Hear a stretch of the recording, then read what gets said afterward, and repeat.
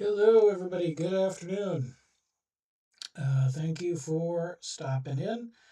This is our Tuesday edition of our Laterpress stream, and this will be the only stream this week due to the fact that Friday is Juneteenth, which is a federal holiday, and we have federal holidays off at Laterpress. So, only one stream this week, which will be today. We are continuing our series working on an urban fantasy rom-com, drafting and editing with AI assistance. And in today's episode, we're going to pick up from a thread where we ended last week, where in our story, we've got a couple who are paired up by a magical dating app that has a greater than 90% customer satisfaction rating. Everybody raves about it. But our couple's first date ends in a disaster. It's terrible. So the app has trapped them in a time loop, sent them back to the beginning, and is basically making them do it over. The app acts as a pseudo protagonist or a pseudo antagonist in the book, excuse me, kind of gumming up the works and forcing the two of them into proximity. But while it plays the part of the villain, its heart is in the right place, and these two characters are actually good for each other. So we are past the disastrous first date and into the first time loop where our characters have to uh, kind of understand their situation and figure out what they're going to do about it. And so we had generated some beats uh, at the end of, we worked on beats in the last session and generating scene cards and creating some starter text. But now the challenge is to kind of combine some of this, probably two chapter generations, into a coherent single chapter. Because I think this is just a basic. I dropped a cap of a pen. I think this is just a basic one chapter sequence to establish the ground rules, and then we start getting into some bigger shenanigans. So I want to re-review the beats that we had from Friday and more specifically the scene cards, and look at these to determine if anything further needs to be generated or if it's a matter of starting to combine and prune down words we already have. So the first scene card, the loop resets for the first time. Tessa and Eddie are mid-sentence on the sidewalk outside the restaurant, the failed date behind them when reality lurches, and suddenly they are back at the table, menus in hand, the candle intact, the breadbasket full, and the scorched tablecloth pristine. Tessa registers at first. The timer, her phone has rewound to the start of their date. Eddie notices the couple in the corner booth having the exact same argument, the same gestures, the same pause before the woman laughs.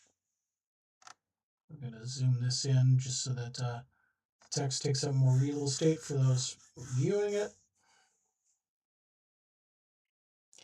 They stare at each other in stunned silence, each waiting for the other to confirm they are not losing their minds. Then they both start talking at once, Tessa asking if he remembers the fire, Eddie asking if she remembers the check, and the overlap itself becomes confirmation. Before they can get far, both phones light up simultaneously, and Cupid's voice cuts through the restaurant with an absolute, unruffled authority. The dating will continue until compatibility improves. It offers no explanation, no mechanism, no apology. It adds in the tone of a disappointed instructor addressing two students who showed up unprepared. Take things seriously this time. Then the screens go dark, returning to their normal lock screens. Tessa and Eddie sit in the ringing silence, processing. So that is beat card number one. And now, before going into the actual text, I want to check other beat cards or scene cards to verify the flow. Because there is some overlap in this here. In the immediate aftermath, Tessa and Eddie launch into a rapid overlapping debate about what just happened and what to do about it. Neither fully understands, but see, this is in the aftermath of Cupid's announcement. So this is sequentially following on. I should reading comprehension. Neither fully understands the situation. They know something impossible just occurred, that they're somehow back at the start of their date, and they don't know if it will happen again, how long they have, or whether this is a one time glitch or something more systematic. The word loop hasn't entered the vocabulary yet. Right now, it's just a terrifying, inexplicable reset. Eddie wants to act. He suggests they leave the restaurant immediately, test whatever just happened, see how far they can get before something changes again. Tessa wants to observe first. She argues they should stay put, gather data, note every detail that repeats and every detail that differs, and figure out what they're dealing with before they do anything rash. Neither is hostile. They are both clearly shaken and defaulting to their comfort zones under stress. Eddie's urgency reads as restless energy.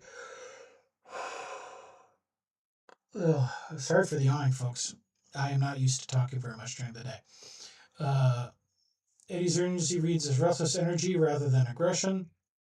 Tessa's caution reads as methodical rather than dismissive. They talk over each other politely, each making reasonable points, but fundamentally unable to agree on the first step because their instincts are diametrically opposed. A tense undercurrent runs beneath the strategizing. Neither knows how much time they have before whatever just happened might happen again. Minutes? Hours? They don't even know if the clock is relevant. Artemis, sitting on the table now and watching the volley like a tennis match, observes they are already wasting time arguing about how to not waste time, however much of it they actually have. This lands and they both go quiet. Eddie suggests a compromise. They split up, each trying something different, and compare notes. If he hesitates, not wanting to say it, if this happens again. Tessa agrees, visibly relieved to have a plan that doesn't require them to coordinate further.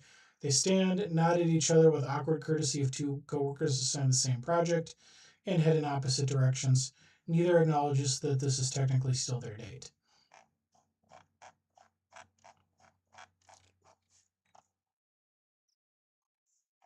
And then from there, it would continue. Eddie's escape attempt plays out across the remaining minutes of the loop. He leaves the restaurant at a brisk walk, heading for the nearest transit station, convinced that if he can physically get far enough from the date's location, the loop might lose its hold. Now, I haven't modified this one, so it still is inserting the fact that it's a loop, even though our characters are not yet aware that it's a loop. The streets of Horizon are alive with their usual evening energy, wardlit storefronts, minor enchantments flickering in bar windows, commuters ignoring a small illusory street performance. Eddie moves with purpose, checking his phone every few minutes to watch the clock counting down. He tries calling Dev to explain what's happening, but the moment he starts describing the loop, his words tangle, the magical non disclosure agreement kicks in, turning his urgent explanation into a cheerful, vague ramble about having a really memorable evening. He hangs up frustrated. He reaches the transit platform and boards the train. So I don't know that we're going to get this far today, but this is the two of them. These first two scenes are the characters trying to work out what's happened to them.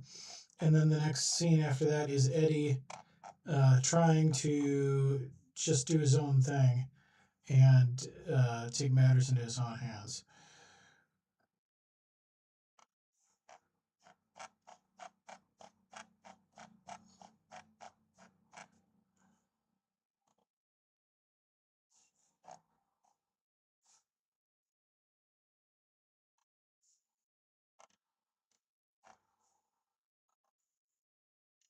What is with the stuttering? Move.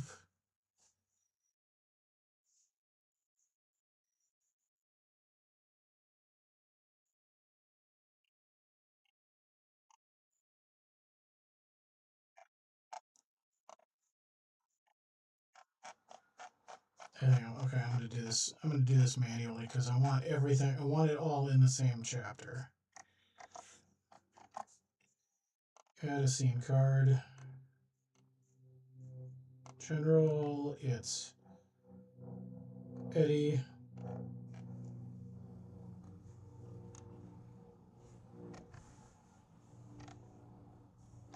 Copy this.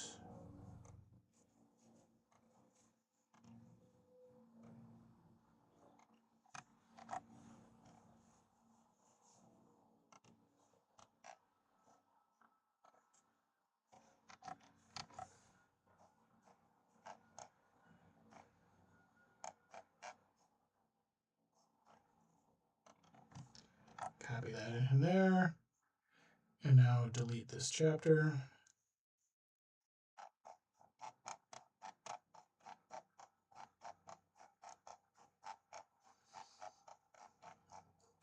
Okay, and now so I've got it all now tucked into a single 4,633 word chapter.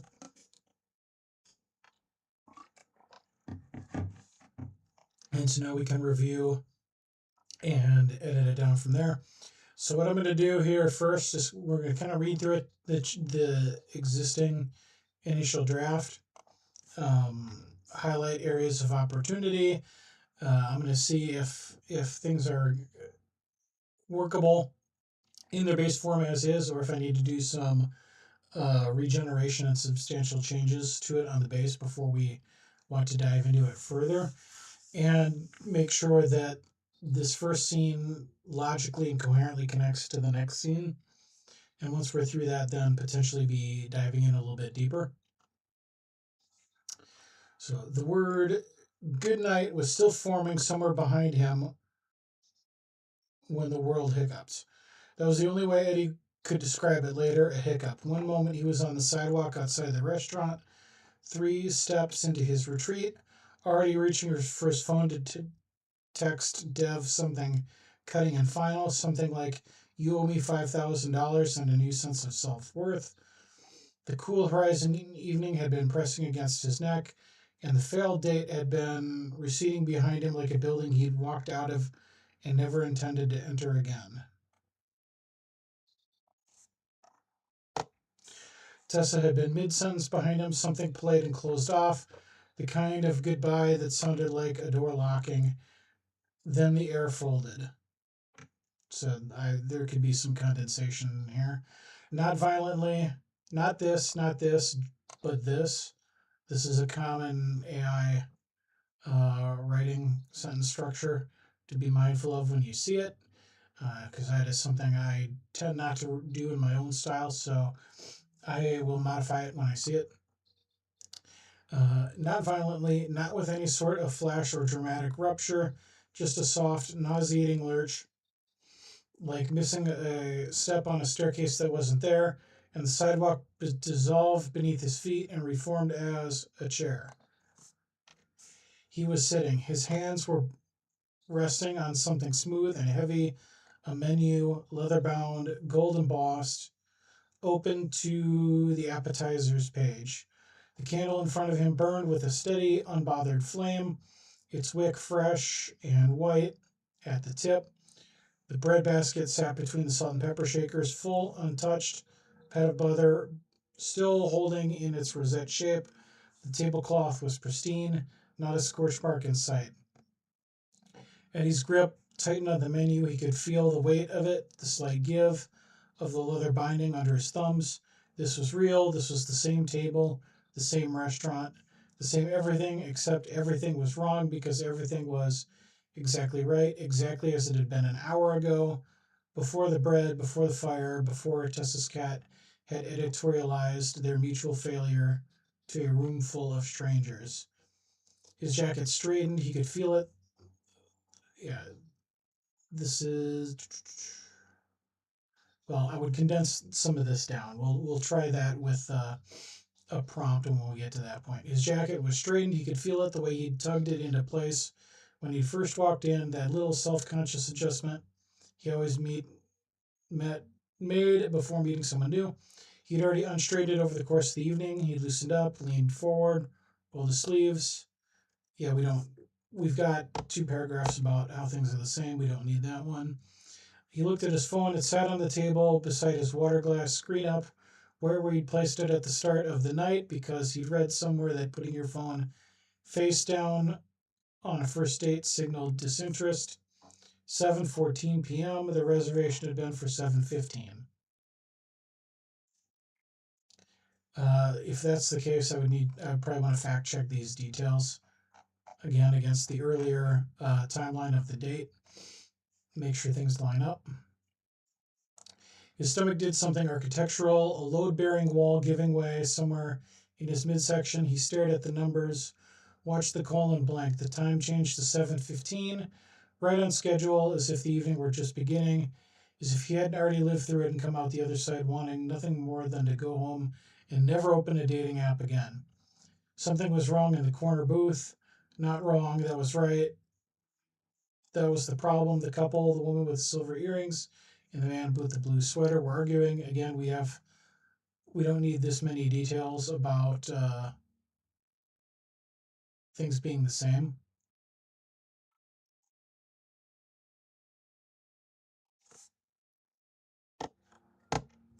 Prune this down. Get it to a more one concise whole chapter since we're trying to smash two scenes down into one. Pruning is good here. Tessa was across from him. She sat exactly where she'd sat an hour ago, or a minute ago, or no time at all.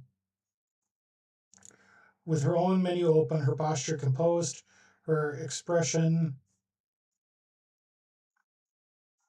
arranged in that careful professional neutrality she wore like body armor. But her eyes were wrong. They were too sharp, too present, tracking details the way they had towards the end of the date, not the beginning. Her fingers were pressed against the edge of her menu, hard enough to blanch the knuckles. She wasn't reading the appetizers. She was looking past him toward the corner booth, and when her gaze snapped back to his face, he saw it, recognition, not of him, of the situation. She remembered. Neither of them spoke. The restaurant hummed around them, software clinking, blah, blah, blah.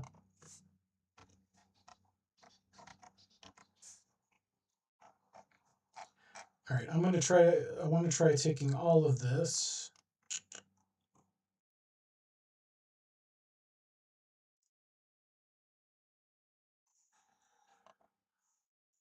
and compress it to be more concise.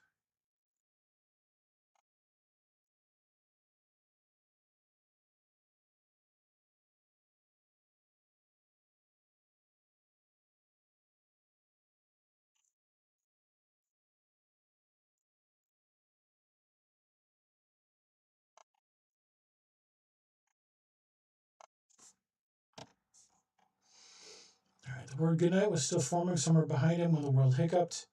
It was the only way Eddie could describe it later. He hiccuped one moment he was on the sidewalk outside the restaurant, already reaching for his phone to text Dev something cutting and final.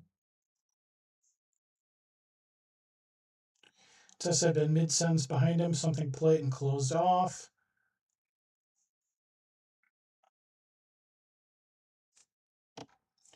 Then the air folded, not violently, not with any sound or flash, just a soft, nauseating lurch. Let's get rid of not violently. Just a soft, nauseating lurch, like missing a step on a staircase that wasn't there, and the sidewalk dissolved beneath his feet and reformed as a chair. Okay, we've got the candle details. Eddie's grip tightened on the menu.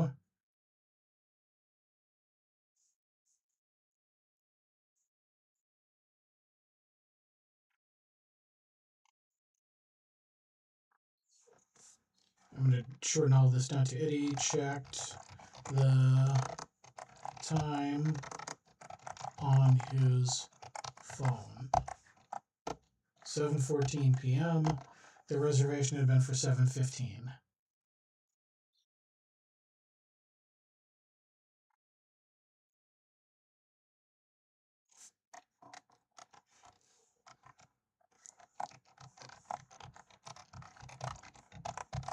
Tessa sat across the table from him. Actually, I'm going to put a couple breaks in there just as a progress marker for myself. She sat exactly where she had sat an hour ago, or no time at all. With her own menu open, her posture composed, her expression arranged in a careful, professional neutrality, but her eyes were too. Okay, we no, we had all of that before. This is where I want my progress break. Neither of them spoke. The restaurant hummed around them, silverware clinking, a murmur of conversation. The soft jazz that the management probably thought was classy, but actually just made everything feel like a pharmaceutical commercial. Normal sounds, ordinary evening sounds, sounds that had no business existing in a moment that had no business happening. No. Eddie opened his mouth. Tessa opened her mouth. Do you remember the check? He said. Do you remember the fire? She said. They spoke at the same time.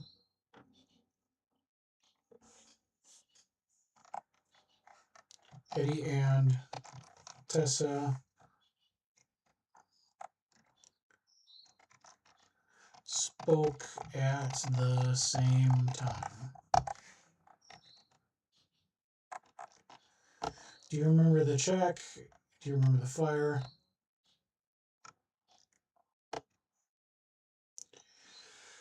The words collided in the air between them, tangled, overlapped, and fell apart. Eddie heard his own voice and hers simultaneously. The sheer impossibility of the question of both questions, asked in unison by two people who should not have had anything to remember. Of course they should. They just don't think they're going to be in their situation.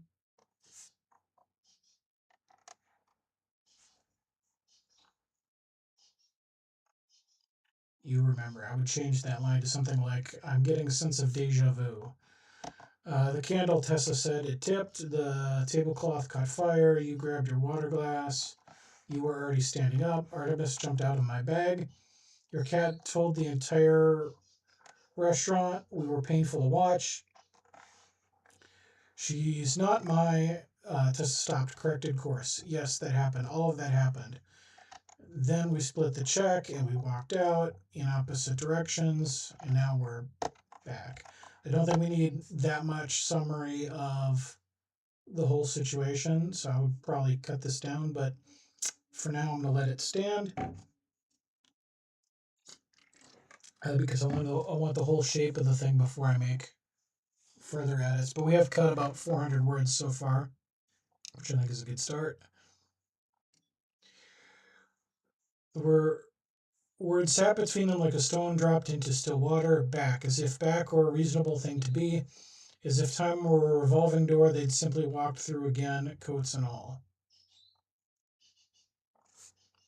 Don't need it.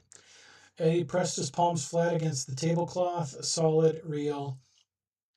The slight give of the linen over wood.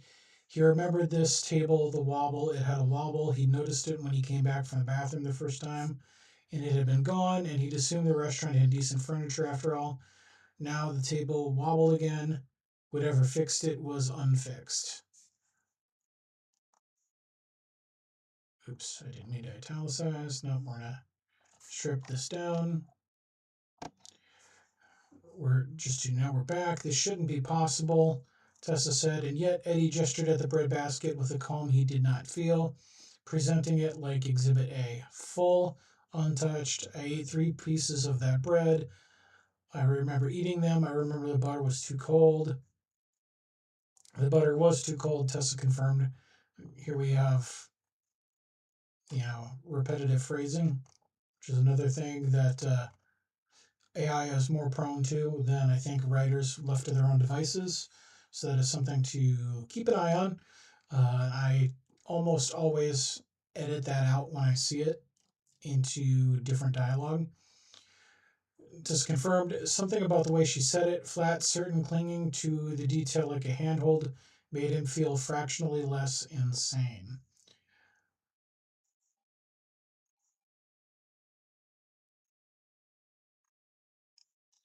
From somewhere near Tessa's left hip, a muffled voice rose from the tote bag on the chair beside her. If either of you says this can't be happening, I'm going to scream. The cat, the familiar, Artemis. Eddie looked at the tote bag and saw two green eyes glowing from the gap in the zipper, wide and alert and radiating the specific displeasure of a creature who has been through something undignified and was prepared to hold everyone accountable. You remember too, Tessa said to the bag. I remember everything. Okay, redundant dialogue. Including the part where you hissed at me like I was the embarrassing one. I probably italicized that for emphasis. Eddie leaned forward. Your cat remembers. She's my familiar. You're familiar. I just said that. I'm processing. Process faster. Both screens lit up. Um, I appreciate an attempt at banter, but I don't love that specific banter. Both screens lit up. The screen flared white, not the gentle glow of a notification, but a sudden total illumination that turned both devices into flat rectangles of light on the tablecloth. Eddie's hand jerked back from the bread basket. Tessa flinched. The light held for one beat, two, then resolved into CUPID's interface, the signature rose gold background, the elegant serif font. Again, here it's doing the rule of three thing. One item, the rose gold background. Two, elegant serif font. And three, the little arrow that pulsed, blah, blah, blah. And then the voice. I think I would just leave it at resolved into CUPID's interface because that has been described in the past, and we're going to trust our readers to be smart enough to remember.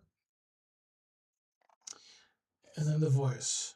It came from both phones at once, perfectly synchronized, projected at a volume that had no business, coming from two 5-inch speakers. It cut through the restaurant's ambient noise the way a knife cuts through butter that is notably not too cold. That is a really awkward way of saying it cut through like a knife through butter. Gonna cut that. Just keep the focus on the voice. It was smooth, it was measured, it carried the absolute unruffled authority of, I'm not sure I like unruffled, authority of something that has never once been interrupted and did not intend to start accommodating the possibility now. The dating will continue until compatibility improves. Eddie stared at his phone. The words appeared on the screen as they were spoken, each one materializing in the same elegant font, unhurried, perfectly kerned. His mouth opened, closed, opened again. We have a lot of this in Romcom. Nothing came out. He was aware distantly that he'd gone pale. He could feel the blood leaving his face the way he felt a tide going out. Slow withdrawal that left his skin closed and his ears ringing.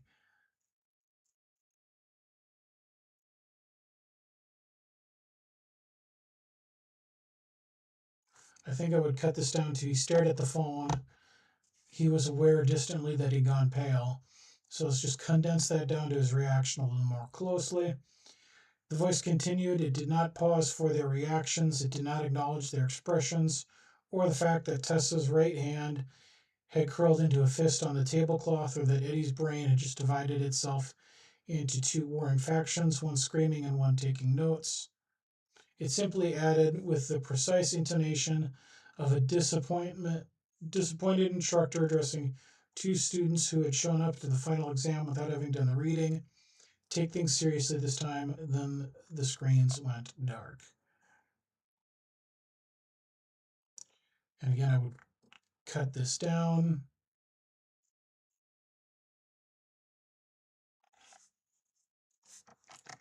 CUPID added, take things seriously this time. Then their screens went dark. Okay, now we're doing the not this, but that. Not gradually, and not with a fade or transition or any of the polished animations CUPID usually employed, just dark. Both phones returned to their lock. Then their screens went dark.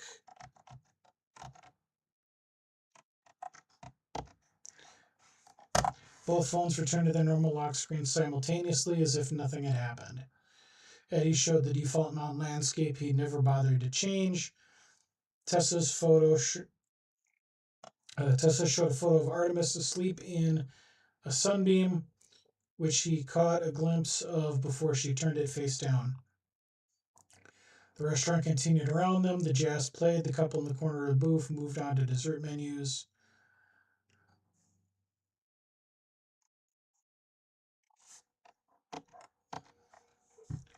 Nobody around them had noticed. Nobody reacted. No reaction to the voice or the light or the fact that two people at table 6 had just been informed by a dating app that reality itself was being held hostage until they got their act together.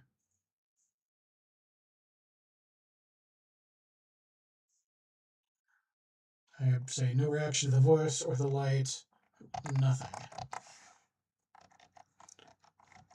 Okay, and here we've got some redundancy again. Eddie and Tessa both sitting very still.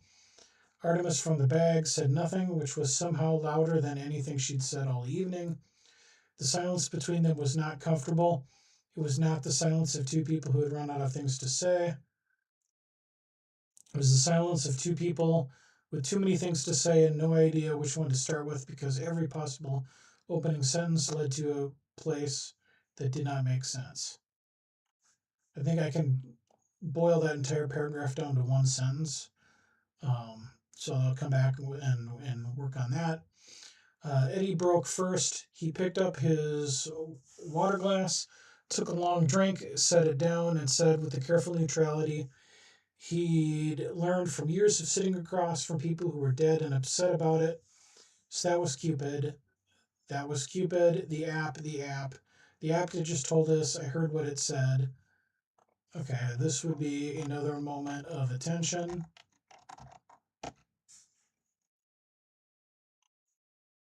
For duplicate phrasing. We're stuck here until we what? Pass some kind of compatibility test? It didn't say test, it said improves. Tessa's voice shifted into something precise and measured, the same register she'd used when she diagnosed him with anticipatory grief an hour ago. Eddie recognized it now, the clinical thing, the retreat into language she could control. Eddie recognized the clinical phrasing. It said the dating will continue until compatibility improves, which implies measurement, which implies criteria, which implies that it's watching us. Tessa's mouth closed. It's watching us, Eddie repeated, quieter this time. He looked around the restaurant at the other diners, the servers, the warm lighting, the perfectly ordinary evening unfolding around them as if the fabric of space-time hadn't just been wadded up and smoothed out like a wrinkled shirt.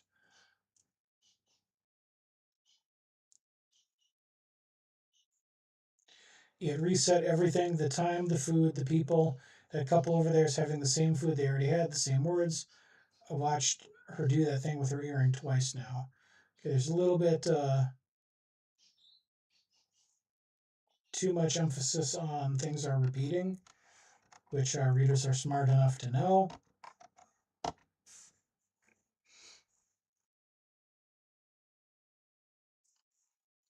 I want to condense this. Is watching us. Eddie repeated, quieter this time.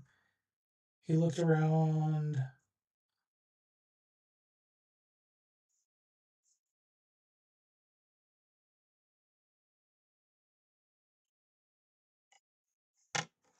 He observed the perfectly ordinary evening unfolding around them as if the fabric of space-time hadn't just wadded up and smoothed the back out like a wrinkled shirt. I probably changed this metaphor here, but flow-wise, I think what it's trying to accomplish is okay. So either we're both having the same hallucination, we're not, or the dating app just rewound time. Again, that feels a little bit Marvel dialogue. The sentence hung in the air. It sounded insane. It sounded like the kind of thing that should be followed by nervous laughter and a mutual agreement never to speak of it again. But neither of them laughed because the bread was right there, full and untouched. Yeah, we've established this as well.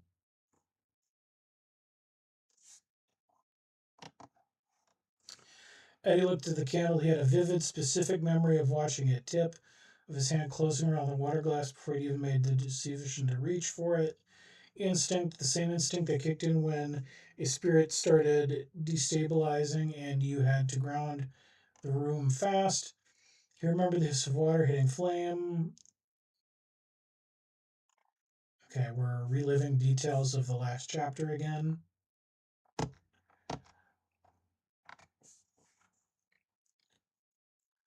All of it had happened.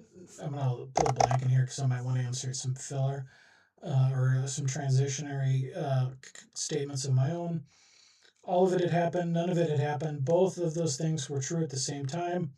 And Eddie's brain, which was very good at accepting impossible things from dead people and very bad at accepting them from the living situations, was running hot. Okay, that's it's the end. It's getting near the end of my workday, and my brain is running a little hot. But I'm struggling with reading comprehension on that one, which suggests a paragraph that I can probably revise.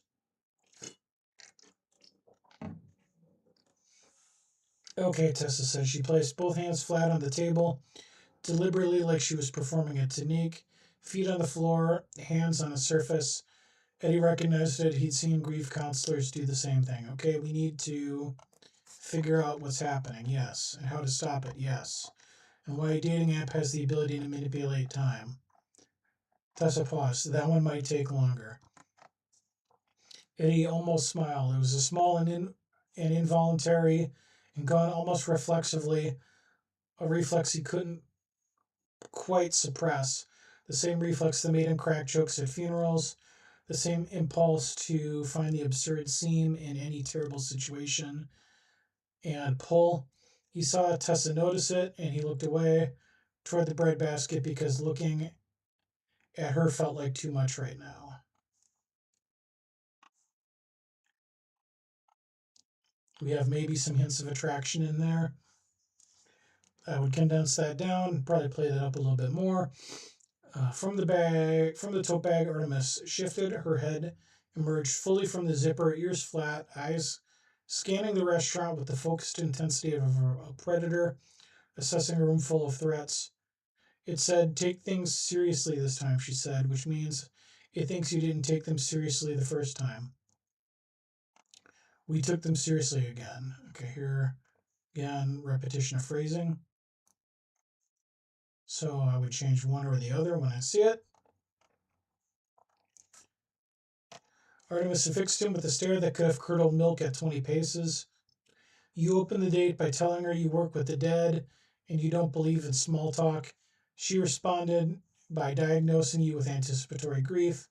You both spent 45 minutes proving each other right about why this wouldn't work. The candle was the most honest thing that happened all evening.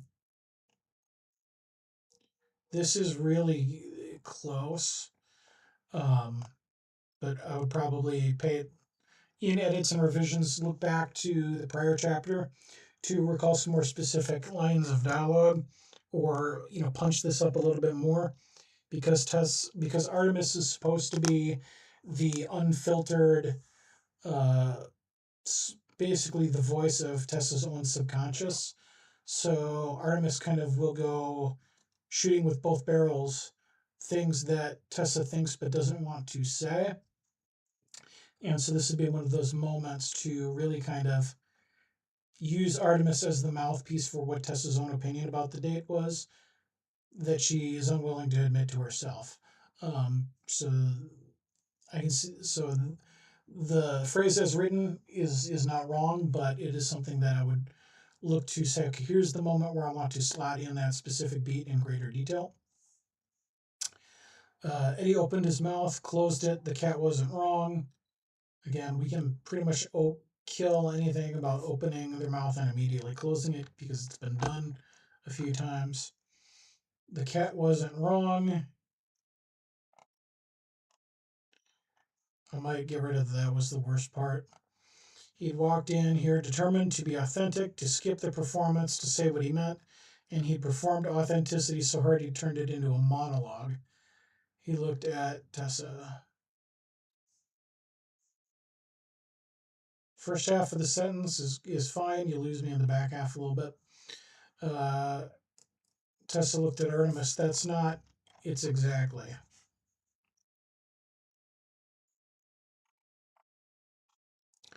The server appeared at the edge of their table, notepad ready, smile professional. Good evening. Can I start you off with something to drink? Eddie stared at the server. The server stared back, patient and pleasant, and completely unaware that she was standing at the epicenter of a localized temporal anomaly orchestrated by a sentient dating app with a god complex. So, all of that is correct. Where I would need to think about it is that it's a very on the nose description of what is happening. And with the amount of times that we've mentioned that we're the things are reset, the things are the same. I want to not overdo it with the repetition of theme. Although I do like that, you know, describing the dating application as having a god complex. That is good. He glanced at Tessa. She was staring at the server too, wearing the expression of someone who'd been asked a normal question in a language she'd temporarily forgotten. I think I would just cut that. Wine, Tessa said, red, whatever's open. The whole glass. Two, Eddie said. The server nodded, scribbled, and so after Tessa says, I think I would add some detail here because I just cut it from the last paragraph. The server nodded, scribbled, and walked away. Eddie and Tessa looked at each other across the table. And again, we're repeating these details.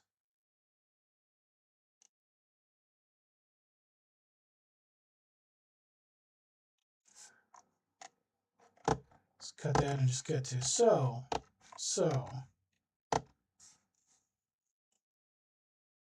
And again, that's repetitive phrasing, so we would take a look at that.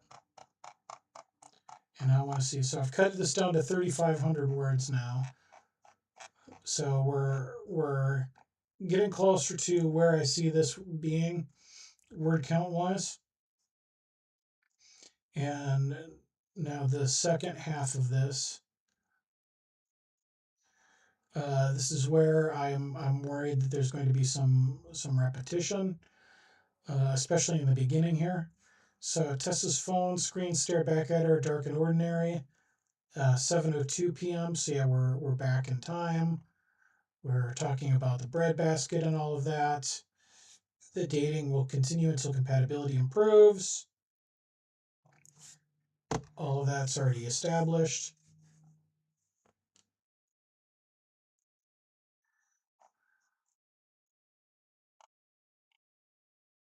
Cut all of that.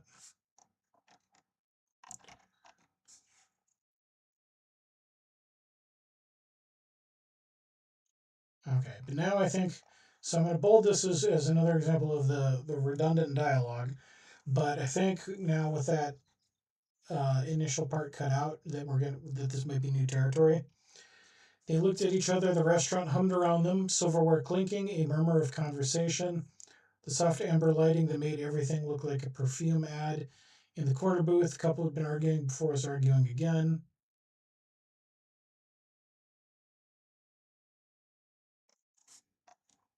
Just going to cut this to the dialogue.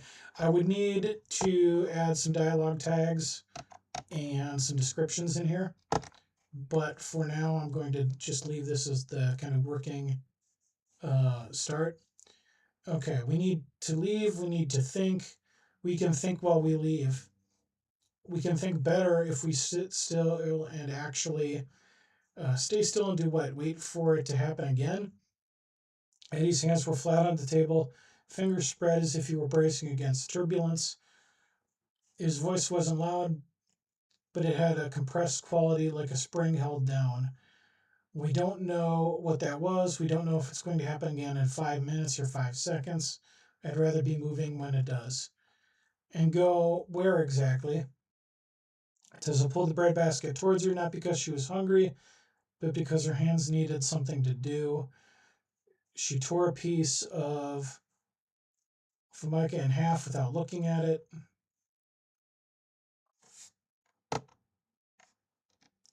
I think this is in Tessa's POV too. So I'd probably trim this down and then have a revision pass to flip it to Eddie's.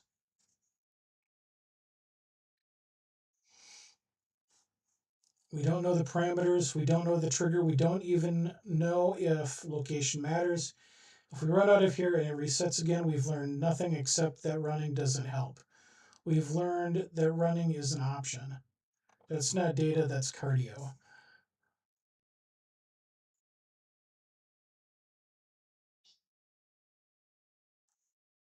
I'm not sure that you did learn that running is an option from what already happened here.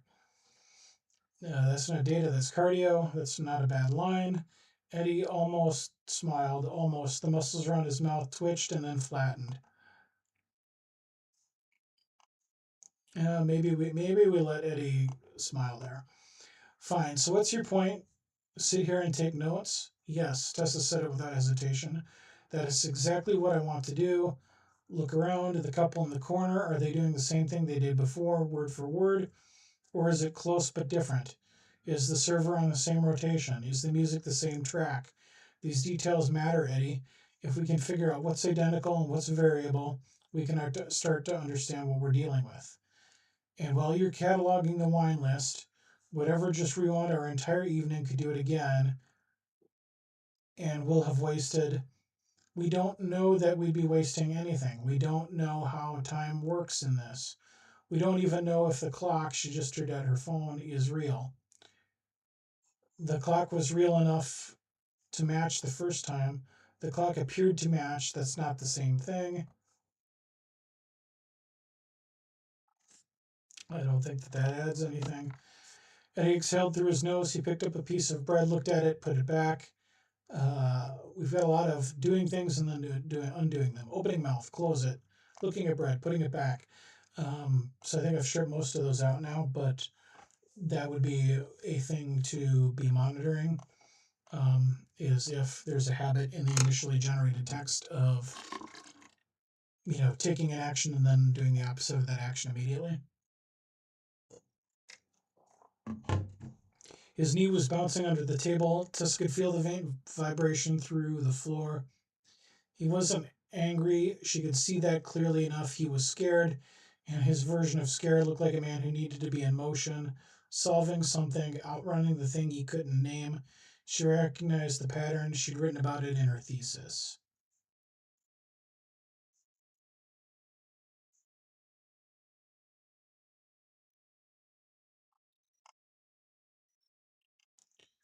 I think I could cut the part about the bread. His knee was bouncing.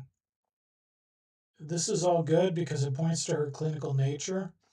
Um, I would let that stand, but I'd probably look for a way to push that even further. She cut herself mid-diagnosis and stopped. Look, Eddie said, leaning forward, I'm not saying your approach is wrong. I'm saying we might not have the luxury of observation. If this thing, whatever it is, operates on a timer, then every minute we spend sitting here debating methodology is a minute we could have spent testing a boundary. And if it operates on behavior, what do we do or don't do? Charging out the door could be exactly the wrong move. We could trigger another reset by acting rashly. Or we trigger one by sitting still. Or it could be completely independent of our actions and this entire argument is irrelevant. Then it doesn't matter what we do, so we might as well try something. Or we might as well observe, since the outcome is the same either way. They stared at each other across the table. The bread sat between them, torn and untouched. The candle, the same candle. Yeah. We keep coming back to the bread and the candle. We get it.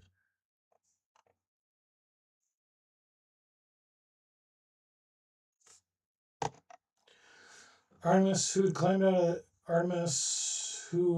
out of the tote bag at some point during the reset and was now sitting on the table between the salt shaker and the water glasses, turned her head from Tessa and Eddie back and forth with the measured precision of a spectator at a tennis match.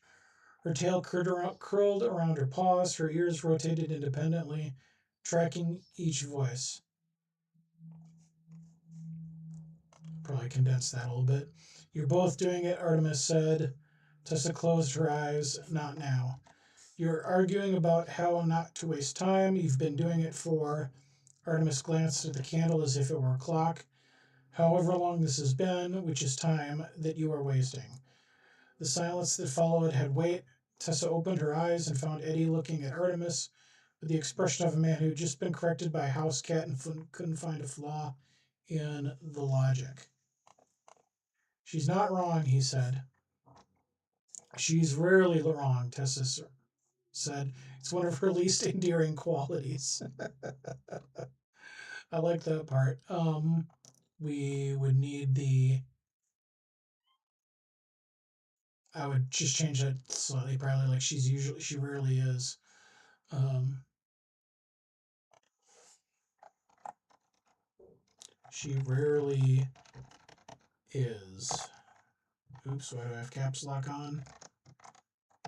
I just don't want the word wrong in two sentences in a row.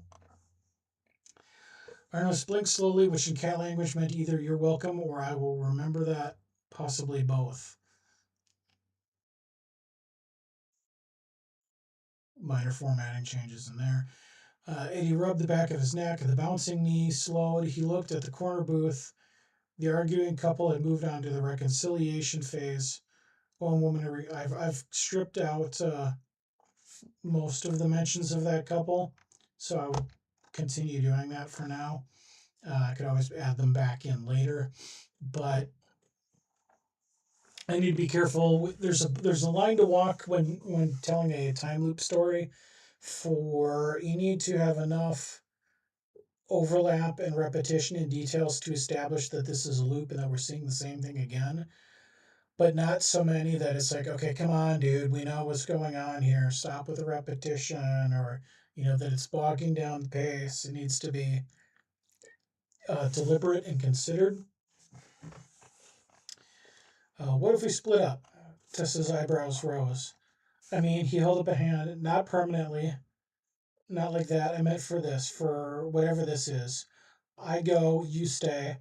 I test the boundaries, how far it can get, whether the city looks normal, whether anyone else notices anything wrong.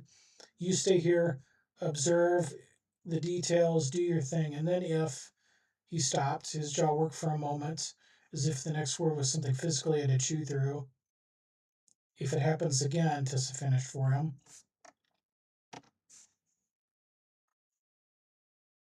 Got that. Yeah, if it happens again. Yeah, Eddie's voice is quieter now. If it happens again, we compare notes, see what we learned, cover more ground that way. Tessa turned the idea over. It was, she had to admit, reasonable. More than reasonable, it was sufficient. It let them both operate in their comfort zones without requiring the kind of real-time coordination that had already proven difficult. She wouldn't have to watch him pace. He wouldn't have to watch her think. The relief she felt was immediate and faintly embarrassing. That works, she said. That actually works. Don't sound so surprised. I'm not surprised. Okay, repetitive dialogue. She caught herself reaching for a clinical word and swallowed it. I think it's a good plan. Eddie nodded. Something in his shoulders loosened just slightly, the posture of a man who'd been bracing for a fight and found a handshake instead. He pushed back from the table and stood, patting his jacket pocket to confirm his phone was there. We never saw him put his phone in the pocket. So I'd probably either delete that sentence or need to add a mention. Tessa stood too, smoothing the front of her blouse. gesture that was pure reflex and had nothing to do with wrinkles. They faced each other across the small table with its full bread basket and its steady candle, and my God, stop talking about the bread basket.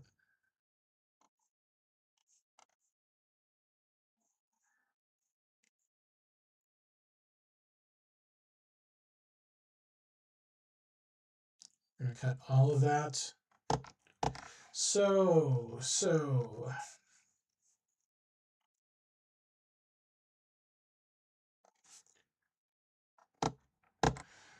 just got that. They nodded at each other. It was the nod of two coworkers who'd been assigned the same project by a manager neither of them liked, courteous, cooperative, and entirely devoid of warmth.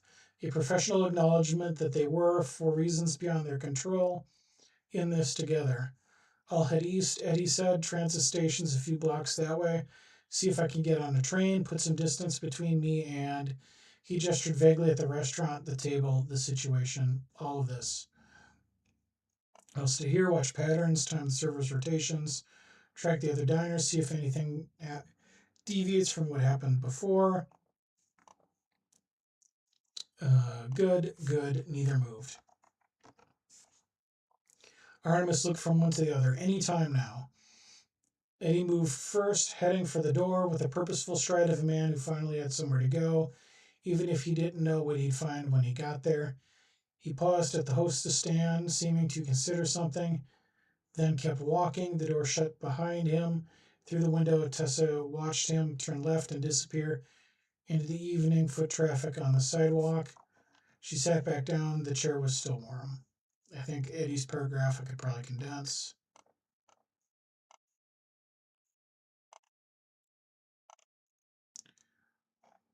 Okay, yeah, I got enough time to finish this a little bit here. Across the table, Eddie had the seat Eddie vacated looked conspicuously empty.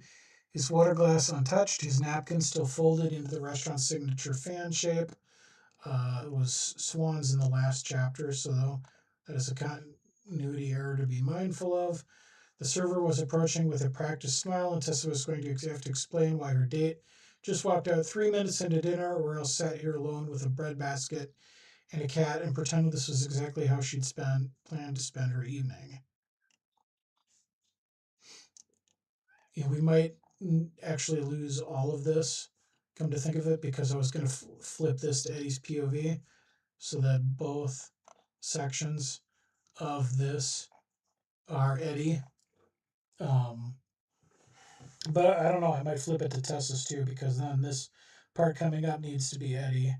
So maybe they're arguing as Tessa, and then the exploration is Eddie, and then we reset.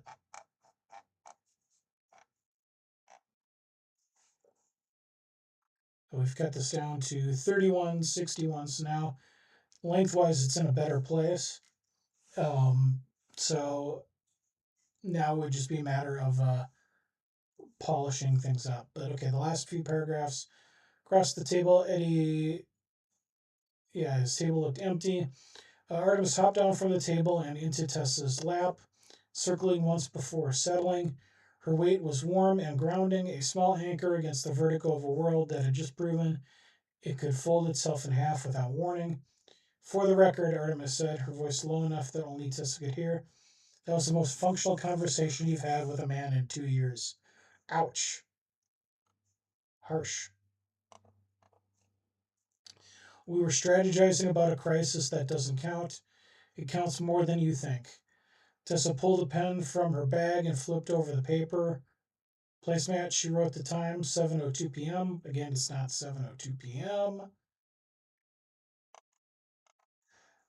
We need to fix that at the top. Drew a line beneath it and began to note everything she could remember. Again, we don't need all of these details again. Details, variables, data points she could organize and control. Her hand was steady, her handwriting was neat, and if she glanced at the door once, just once, to see if Eddie's silhouette was still visible through the glass, that was just observation too. Artemis purred very faintly and said nothing. I think Artemis would have piped in here with some detail about how the dating app said they were going to continue at this until compatibility improves. and their entire conversation has nothing to do with establishing compatibility and everything to do with avoiding each other. And they would ignore Artemis, but Artemis would basically call them out on, this isn't going to work, and then they're going to try it anyway, and of course it doesn't work. Um, but anyway, that comes up to the end of our time today. So we've read through the chapter and streamlined it into one cohesive uh, chapter where the two parts line up to each other continuity wise. Shaved about 1,500 words off, if I remember the initial word count right. So trimmed it down a good bit into a more ideal word count situation. And now it would be really digging in at a sentence level and adding more inner monologue, getting in the characters' heads a little bit more, punching up some of the dialogue, things of that nature. So it goes a lot faster when I'm left to my own devices, just to kind of jam. But when I'm reading through things aloud and explaining my thought process and all of that, it of course tends to go a lot slower. So as I said in the beginning of the stream, there will be no stream on Friday this week because it's Juneteenth and that's a federal holiday. So I will be off. We will carry on next week. So